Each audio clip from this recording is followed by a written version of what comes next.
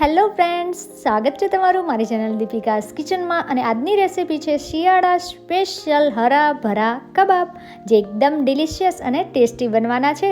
ચાલો એની રેસીપી જોઈ લઈએ.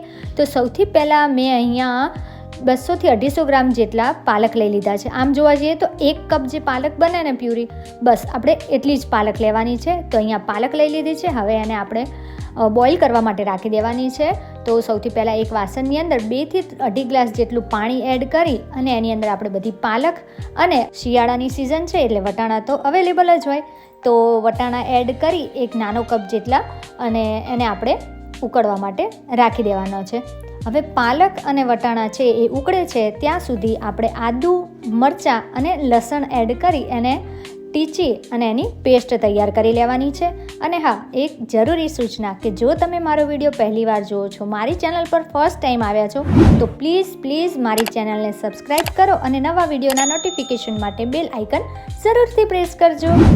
હવે અહીંયા આપણા વટાણા અને પાલક છે બોઇલ થઈ ગઈ છે, તો એને આ રીતના કોઈ પણ કાણાવાળા વાસણની અંદર આપણે કાઢી અને એને ઠંડુ થવા માટે રહેવા દઈશું. હવે પાલક અને વટાણા છે ઠંડા થઈ ગયા છે, તો એની અંદરથી બધું પાણી પહેલાં કાઢી લેવાનું છે. પાણી જરી પણ ન હોવું જોઈએ આની અંદર. તો એકદમ સરસ આપણી પ્યુરી રેડી થવાની છે. પાણી વગર જ એને પીસવાનું છે, કારણ કે આમાં જો પાણીનો ભાગ રહી જશે ને તો એક કબાબ છે એ આપણા સરખી રીતે બનશે નહીં. તો આપણી આ પ્યુરી છે એ પણ એકદમ રેડી થઈ ગઈ છે. એમાં જો જરી કંઈ પાણી આપણે એડ કર્યું નહોતું. હવે એને આપણે કોઈ પણ એક બાઉલની અંદર ટ્રાન્સફર કરી લઈશું, એટલે કે મિક્સી જારમાંથી બધી પ્યુરી છે એ એને આપણે કાઢી લેવાની છે. આ કબાબ છે એટલા ટેસ્ટી બનવાના છે ને કે તમે એકવાર બનાવશો ને તમને એને એટલા ઇઝી પણ છે કે કોઈ આવશે ને મહેમાન તો પણ તમે આ કબાબ એને તરત જ બનાવી અને ખવડાવી શકશો.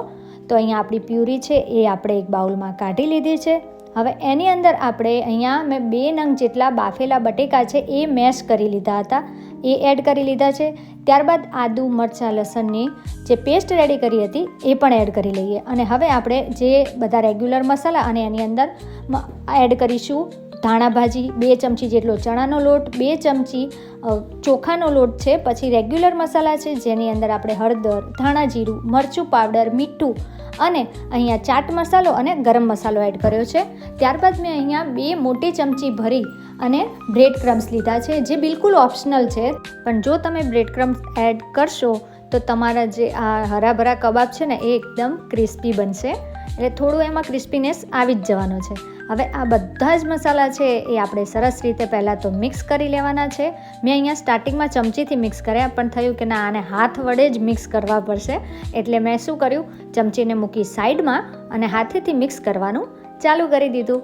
તો એકદમ આને સરસ રીતે મિક્સ કરી લેવાના છે. અને જો એમાં બટેકાની સહેજ આપણે ગાંઠ રહી જાય ને તો એને પણ આપણે ભાંગી દેવાની છે. અને હા, બટેકા છે એને થોડા પહેલાં બોઇલ કરી લેજો, સેટ ઠંડા થઈ જાય ને ત્યારબાદ જ એને આમાં એડ કરજો. ગરમ બટેકામાં શું થશે, એમાં સહેજ જે ચીકાશનો ભાગ રહી જશે, તો એનાથી એકદમ ચીકણા આપણે આ વાળવા જઈશું ને જ્યારે કબાબ, ત્યારે એકદમ ચીકાશ પકડશે.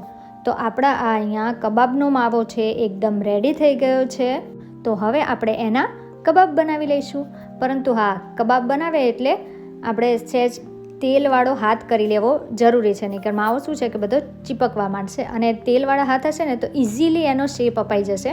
તો અહીંયા જો જેવડા આપણે કબાબ બનાવવા હોય ને બસ એટલું જ આપણે સ્ટફિંગ એટલે કે માવો લઈ લેવાનો છે, અને આ રીતે રાઉન્ડ કરતા જઈ અને પછી આ રીતના આપણે ટિક્કીનો શેપ આપી દેવાનો છે, એટલે કે કબાબનો શેપ આપી દઈશું.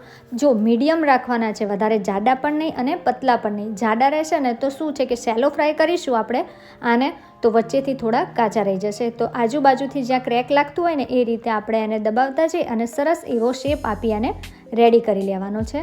તો જો હું અહીંયા આ રીતના રાઉન્ડ શેપના બધા કબાબ છે એ વાળી અને રેડી કરી લીધા છે. તો રેડી છે આપણા હરાભરા કબાબ. પરંતુ હા, ગાર્નિશિંગ માટે અને થોડા એટ્રેક્ટિવ લાગે એના માટે અહીંયા ઉપરથી મેં એક કાજુ મૂકી દીધા છે. તો બધામાં આ રીતે આપણે કાજુથી એને ડેકોરેટ કરી લઈશું. અને હવે એને જો તમે ફ્રીઝમાં રાખવા હોય તો પણ તમે થોડો ટાઈમ માટે એને ફ્રીઝમાં રાખી શકો છો. બીજા દિવસે બનાવવા હોય તો પણ એને તમે ફ્રીઝ કરી શકો છો. તો હવે કોઈ પણ કઢાઈની અંદર આપણે આ રીતના પેનની અંદર થોડું તેલ એડ કરી એને આપણે એક એક કરી એડ કરતા જઈશું અને પછી એને આપણે સેલો ફ્રાય કરી લેવાના છે. એક બાજુ આપણે 3 થી 4 મિનિટ માટે એને સેલો ફ્રાય કરશું અને પછી એને પલટતા જવાનું છે.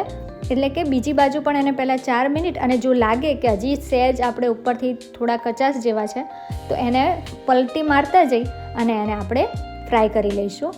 તો અહીંયા જો કાજુનો કલર પણ એકદમ ચેન્જ થઈ ગયો છે અને જે આપણા કબાબ છે એનો પણ કલર ચેન્જ થઈ ગયો છે, એટલે કે આપણા કબાબ પરફેક્ટલી કૂક થઈ અને રેડી થઈ ગયા છે. તો હવે એને આપણે એક પ્લેટમાં કાઢી લઈશું.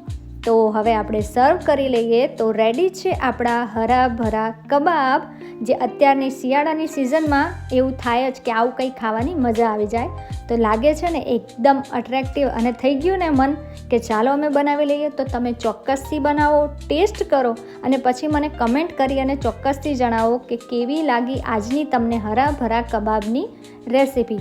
વિડીયો ગમ્યો હોય તો લાઈક કરવાનું ભૂલતા નહીં અને હા, ચેનલને સબસ્ક્રાઈબ જરૂરથી કરજો.